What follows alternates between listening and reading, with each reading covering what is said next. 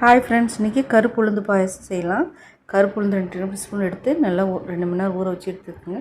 பாசிப்பருப்பு ஒரு 1/4 கப்பு ஊற வச்சு வச்சுருக்கேன்.